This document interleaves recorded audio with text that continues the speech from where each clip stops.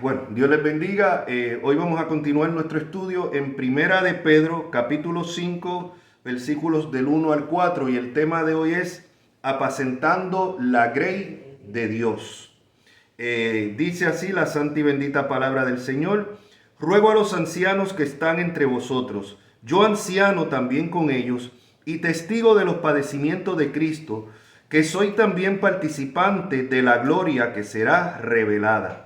Apacentar la grey de Dios que está entre vosotros, cuidando de ella, no por fuerza, sino voluntariamente, no por ganancia deshonesta, sino con ánimo pronto, no como teniendo señorío sobre los que están a vuestro cuidado, sino siendo ejemplo de la grey. Y cuando aparezca el príncipe de los pastores, vosotros recibiréis la corona incorruptible de gloria. Amén.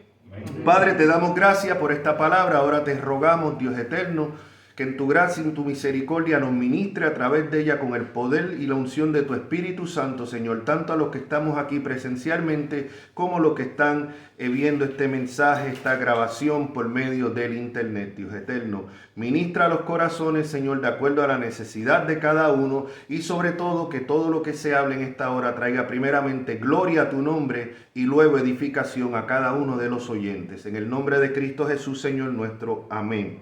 Y como dije, el tema de hoy es apacentando la grey de Dios. Y dice el apóstol Pedro, vemos cómo comienza el versículo, y esto es algo, una enseñanza tremenda tanto a los pastores como a los hermanos, como a la grey de Dios, ¿no?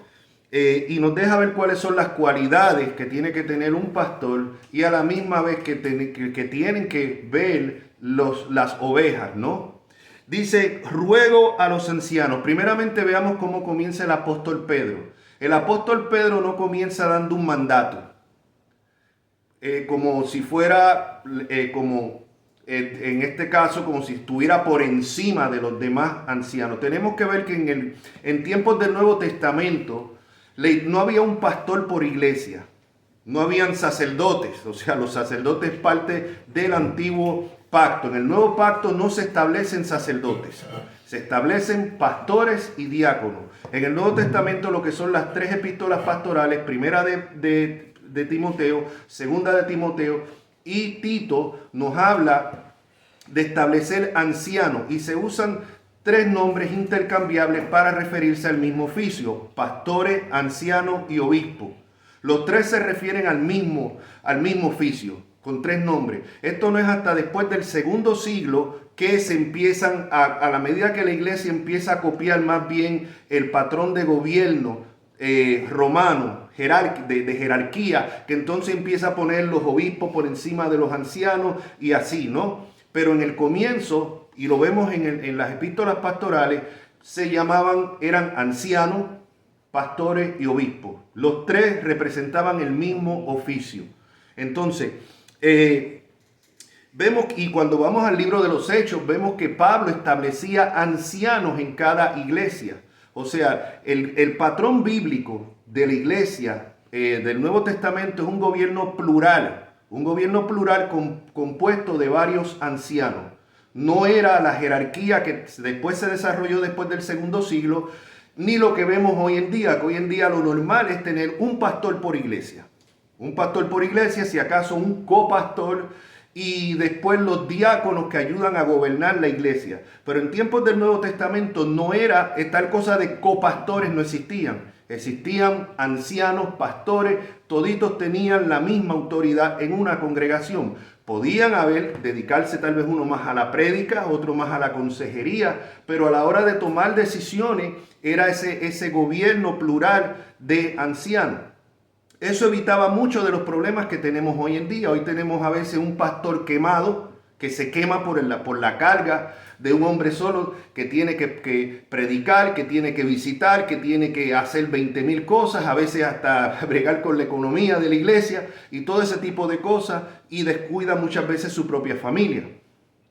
Si fuera como vemos en el patrón bíblico, esa carga se la distribuían entre lo que eran los ancianos, los pastores. Así que vemos que el patrón bíblico es un gobierno plural de ancianos.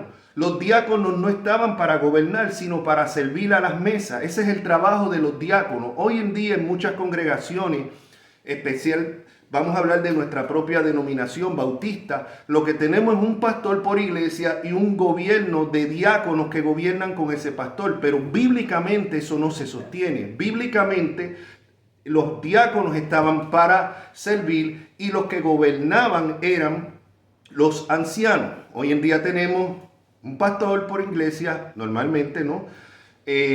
Un cuerpo de diáconos que ayudan a gobernar con el pastor, y los ujieres, que es un oficio que no aparece en el Nuevo Testamento, es inventado acá, los ujieres haciendo el trabajo de los diáconos. Pero si nos vamos estrictamente al patrón bíblico, es un gobierno plural de ancianos, con unos que gobernaban la congregación, y se requiere ciertos requisitos que vemos en primeras de Timoteo, segunda de Timoteo y Tito, y un grupo de diáconos que se dedicaban a servir las mesas, como dice, que es lo que vemos en el libro de los Hechos. Ahora bien, dejando ya eso claro, vemos aquí que el apóstol Pedro pues se identifica, dice ruego. Primeramente él no da un mandato. Pedro no fue, y aquí estoy por hacer, tal vez en estos días o la semana que viene, estoy haciendo una serie de cuál es la verdadera iglesia, y ya el próximo video que voy a hacer es referente a si Pedro fue verdaderamente el primer papa, como reclama la Iglesia Católica Romana, ¿no? Pero vemos aquí claramente que Pedro no estaba por encima de los demás obispos. Pedro no se consideraba que él tenía una jerarquía que estaba por encima de los demás. De hecho, vemos que el mismo Pedro tiene que ir a rendir cuentas a Jerusalén después que predicó en casa de un gentil. Los judíos de Jerusalén, la iglesia fundada en Jerusalén, allí estaban los ancianos de Jerusalén y ahí estaba Santiago, el medio hermano del Señor. Y vemos que Pedro se le pide cuenta porque en ese tiempo todavía la iglesia no había entendido que el Mesías no era solamente para los judíos, sino que era el Mesías prometido, o sea, para los gentiles también. Y cuando Pedro predica en casa de un gentil, lo llaman: Pedro, ven acá, ¿qué es esto que tú has hecho? Tú has entrado a casa de gentil. Ven acá a explicar eso. Y vemos que Pedro no dice: no, espérate, yo soy el Papa. O no, yo estoy aquí por encima de todo el mundo, yo no tengo que dar explicaciones. No, Pedro tiene que ir y dar explicaciones. O sea, vemos la diferencia de lo que se ha hecho de la imagen de Pedro siglos después, porque esta imagen de que Pedro estaba por encima de los demás se desarrolla siglos después por el obispo de Roma. No va de acuerdo a la realidad, ni a la historia, ni a la enseñanza del Nuevo Testamento. Pedro sí es el principal, el primero que empieza a dar los discursos al comienzo en el libro de los Hechos, como decir, el que estaba básicamente dirigiendo a los apóstoles. Pero vemos después, es que en el mismo libro de los Hechos vemos después que quien viene más bien a ocupar la atención es el apóstol Pablo. Y en Jerusalén el que se queda como obispo principal es Santiago. O sea, esto lo vemos en el mismo Nuevo Testamento. Ahora, volviendo aquí, vemos que Pedro comienza: ruego a los ancianos, o sea, se está refiriendo a los líderes, a los pastores, no necesariamente ancianos en edad. Ruego a los ancianos que están entre vosotros. Acuérdense que él está escribiendo aquí a la iglesia de Roma. Que le está escribiendo aquí a una iglesia gentil. Y dice: ruego a los ancianos que están entre vosotros.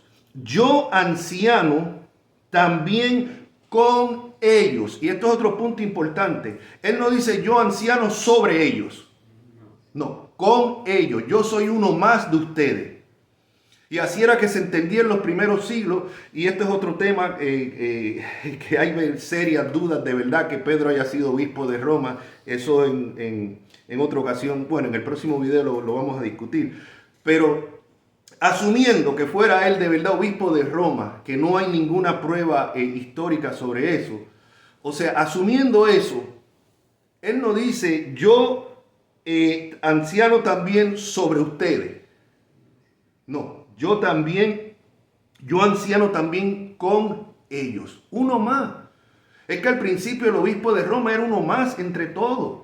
No tenía ninguna jurisdicción fuera de Roma. Estos son datos históricos, mis hermanos. O sea, cualquiera que busque información, que empiece a estudiar la historia de la iglesia, que lea la misma historia de Eusebio de Cesarea, que escribió para principios del IV siglo, puede ver que el obispo de Roma no tenía ninguna autoridad sobre los demás obispos. De hecho, las grandes controversias, como cuando había que celebrar la Pascua y todo esto, las iglesias de Oriente lo celebraban de una manera y las occidentes de otra, y el obispo de Roma no tenía ninguna autoridad para decirle a las otras iglesias tienen que celebrarlo tal fecha. No tenía esa autoridad.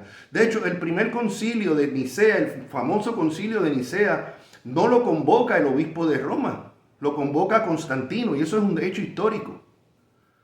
O sea, yo no voy a decir que Constantino fundó la iglesia católica, como muchos dicen, porque no se sostiene históricamente, sí tuvo mucha influencia, pero no se sostiene. Pero sí, el primer concilio de Nicea, quien lo convocó fue Constantino. El obispo de Roma no fue, y el obispo de Roma era uno más entre todos los que estaban ahí. No tenía una autoridad por encima de nadie. Estos son hechos históricos. Ahora, él dice,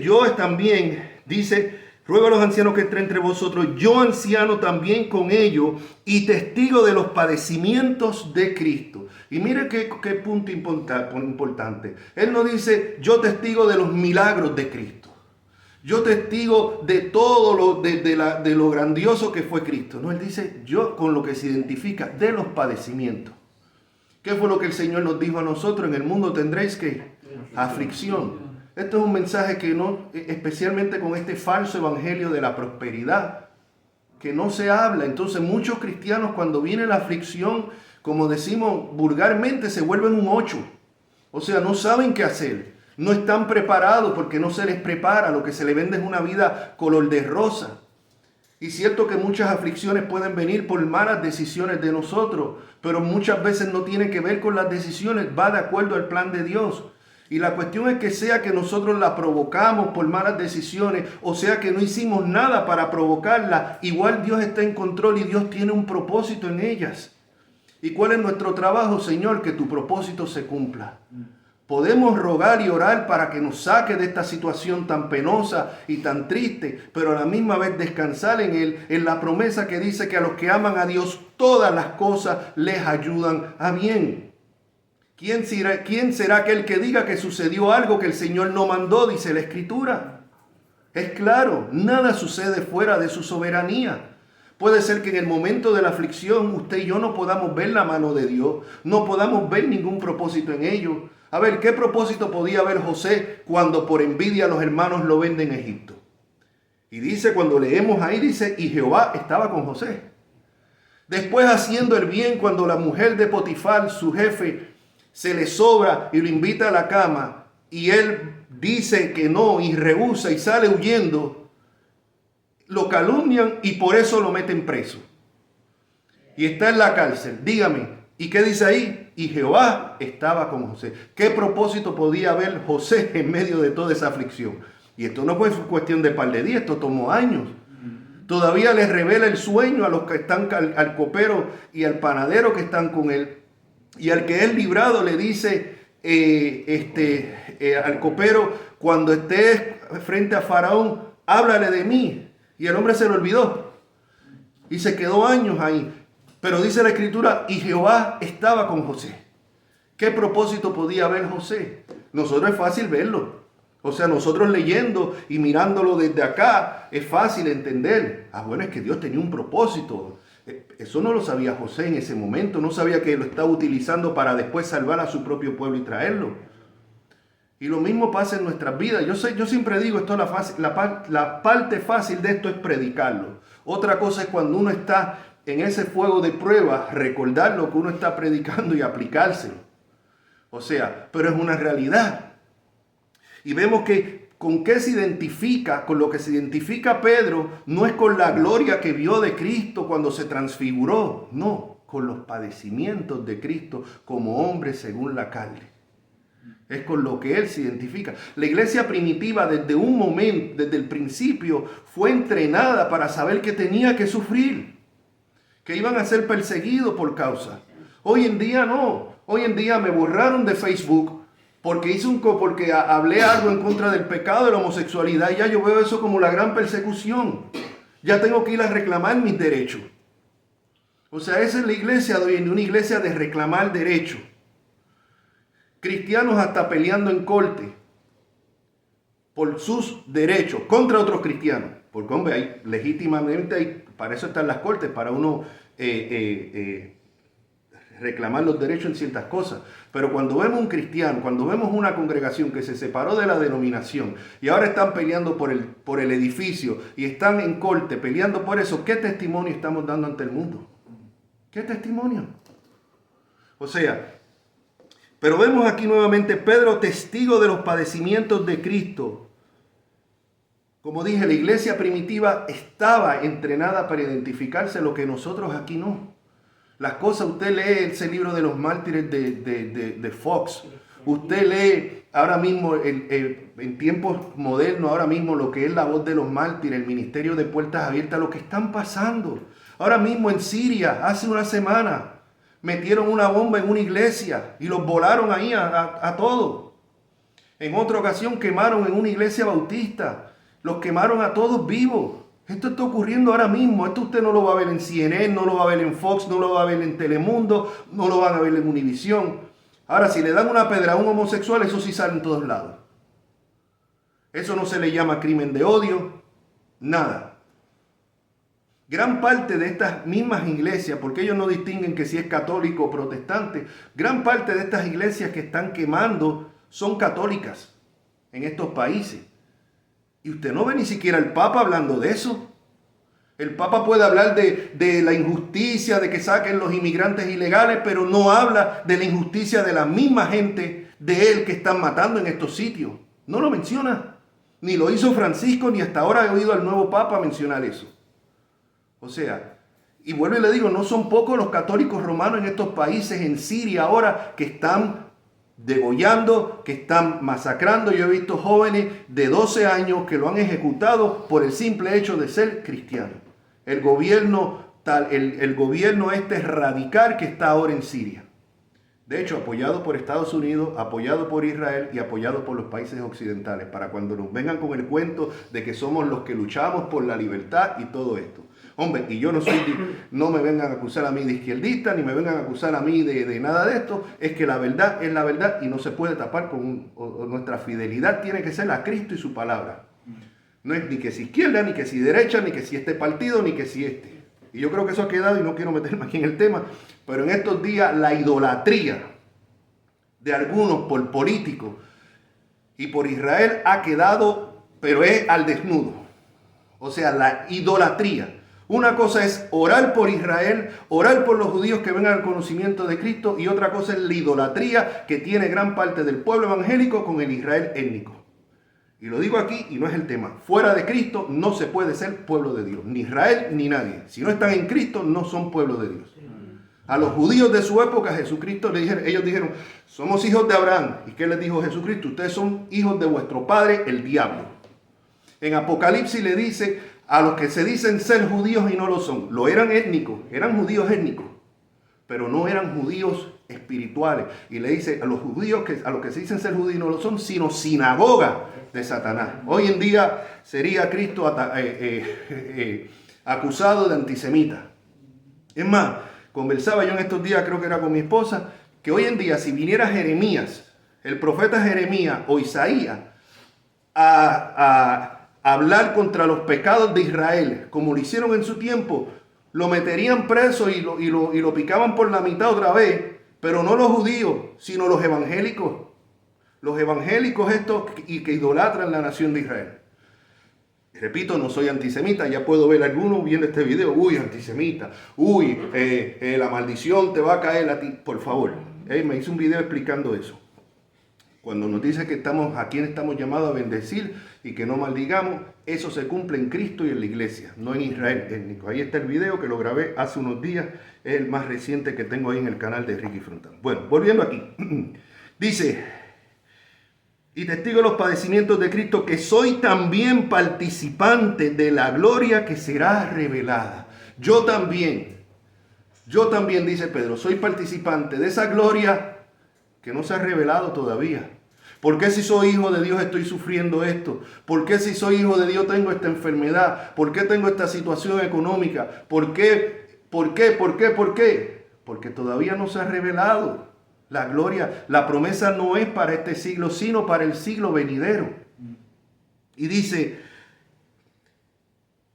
y vuelve nuevamente, Él se pone una vez a la par. Yo siempre lo he dicho, en la iglesia de Cristo no hay jerarquía. No es que el pastor está aquí, los diáconos acá y entonces los demás hermanos aquí. No, estamos todos en una misma línea. Todos en una misma línea. Lo que hay son funciones diferentes en el cuerpo de Cristo. El pastor tiene una función con el maestro, con el diácono tiene otra función, como el hermano que a lo mejor se dedica a cuidar los niños, la hermana, como la que se dedica a manejar tal vez el vano, la guagua, como le llamen, de la iglesia, a buscar los hermanos. O sea, hay diferentes funciones, pero aquí no hay uno por encima de otro. Están todos en la misma, todos en una misma línea. Dice, ahora el versículo 2, dice, apacentar la grey de Dios. Acuérdense que le está hablando aquí a los demás ancianos, a los demás obispos, a los pastores. Apacentar la grey de Dios que está entre vosotros. Punto importante. ¿La grey de quién? De Dios.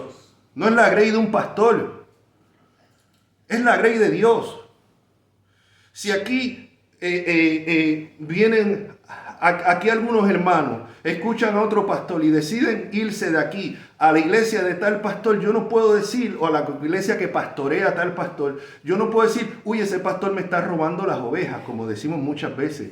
Me están robando las ovejas. Uy, esos pastores que se dedican a robar ovejas. Señor, aquí no le pueden robar ovejas a nadie porque las ovejas son de Cristo. Amén. Las ovejas son de Cristo. Cuando yo hablo de que están robando las ovejas de mi iglesia, estoy diciendo primero que la iglesia es mía, no es de Cristo. Y estoy asumiendo que las ovejas son mías, no de Cristo. O sea, aquí las ovejas son de Cristo. Nosotros el trabajo es apacentar la grey de Dios. No es mi grey. Yo he pastoreado congregaciones más grandes, algunos de ustedes aquí lo han visto, como congregaciones más pequeñas. Y ahora mismo estamos en un grupo pequeño aquí en la casa. Si el Señor le diera el crecimiento a este grupo y saliera una congregación grande, esa no es la iglesia mía. Ah, no, es que esa iglesia yo la comencé desde mi casa, así que es mía. No, es la grey de Dios. Yo aquí no morí por nadie. Yo no morí por nadie. Es la grey de Dios. Y esto es algo que tienen que tenerlo claro, tanto las ovejas como los pastores. Y más y lo tengo que decir, más entre nosotros los hispanos que tenemos a ser más posesivos. Y especialmente el pastor hispano tiene a ser como más posesivo, a creerse como que no, que es de él. La grey es de él. Señor, esto no es una compañía donde yo soy el presidente, mi esposa es la vicepresidente y si tengo hijos son entonces los otros que están encargados, como vemos en muchas congregaciones hoy en día. No, esto es la grey de Dios. Esto no es una empresa. Esto es la grey de Dios. Entonces mire cómo sigue, apacentar la grey de Dios que está entre vosotros, cuidando de ellas. El trabajo de nosotros es cuidar de ellas. Lo hacemos por medio de la enseñanza. Tenemos que hablar todo el consejo de Dios. Cuando leemos Hechos 20, el apóstol Pablo hablándole a la iglesia de Éfeso, despidiéndose, él dice, libre estoy de la sangre de todos vosotros. ¿Por qué? Porque no he rehusado predicarles de todo el consejo de Dios. Hoy en día hay muchos pastores que sí son culpables de la sangre de muchas personas, porque rehúsan predicar todo el consejo de Dios. Les gusta hablar de amor, les gusta hablar tal vez algunos de la elección incondicional, les gusta hablar de la seguridad de la salvación, y todo eso es cierto, pero rehúsan hablar del infierno, rehúsan hablar, si yo voy a hablar aquí de la seguridad de la salvación o la perseverancia de los santos, yo tengo que hablar también aquí que hay muchos autoengañados en las iglesias que piensan que son lo que no son. Y yo no puedo decirle como muchos pastores dicen, uy, no hermanito, hermanita, por nada dude de su salvación. Uy, pastor, con eso que usted predicó ahora yo no estoy seguro si soy salvo o no, tengo duda. Pues a lo mejor esas dudas se le está poniendo el Espíritu Santo para que usted se revise. ¿Y qué es lo que hacen muchos irresponsables pastores o predicadores? No, eso es el diablo poniéndote duda. No dudes de tu salvación. No, hay veces que hay que dudar. El mismo apóstol Pablo dice que nos tenemos que autoexaminar. Habla de eso mismo. O sea, tenemos que hacer un autoexamen. Acuérdense lo que vemos en Mateo 7, muchos, no dice 2 o 3, muchos en aquel día me dirán, Señor, Señor, en tu nombre echamos fuera demonios, personas con una gran reputación. Pero el Señor les dice, Él no les dice, ustedes perdieron su salvación, Él dice, nunca os conocí. Una vida completa dentro de la iglesia y nunca conocieron al Señor. Es triste perderse en los bancos de una iglesia mientras escucha la palabra. Es más triste todavía perderse desde el púlpito predicando la palabra. Y eso pasa en muchas congregaciones hoy en día. Pero de esto no se habla. No se habla, no se advierte. Entonces el trabajo del pastor es, si vas a hablar del cielo y de las glorias del cielo, tienes que hablar de los tormentos del infierno. Si vas a hablar de la seguridad y la perseverancia de los santos, tienes que hablar del peligro del autoengaño y de creer que eres salvo cuando no lo eres. ¿Y cómo sé yo si soy salvo o no? La Biblia dice, por su fruto se conoce el árbol. No es por los dones, no es por el carisma, no es porque te bautizaste, no es por el conocimiento, por el fruto. Por el fruto. A veces nos acusan a nosotros, no, tú no crees en el poder del Espíritu Santo. ¿Por qué? Porque no creo que es del Espíritu Santo brincar, saltar y tirarse al piso y tumbar silla. Eso nada tiene que ver con el Espíritu Santo. La obra del Espíritu Santo es que llevar las almas al arrepentimiento y producir el fruto en cada creyente. No todos van a producir de la misma manera ni la misma cantidad, pero algo se tiene que ver. Se tiene que ver algo diferente a lo que yo era antes de supuestamente haber venido a Cristo. Y si no lo hay, entonces yo tengo que cuestionar si verdaderamente soy salvo. O sea, entonces hay muchos pastores que no están haciendo esto. Una cosa también es importante. Una cosa es uno ser un predicador de domingo y otra cosa es uno ser un pastor. Son diferentes cosas. El pastor se tiene que encargar de la grey que está a su cuidado. Y hoy en día vemos que eso no sucede con mucha frecuencia. O sea, entonces es importante. Vemos aquí apacentar la grey de Dios que está entre vosotros, cuidando de ella. No por fuerza. No es aquí yo soy el pastor y aquí se hace lo que yo diga.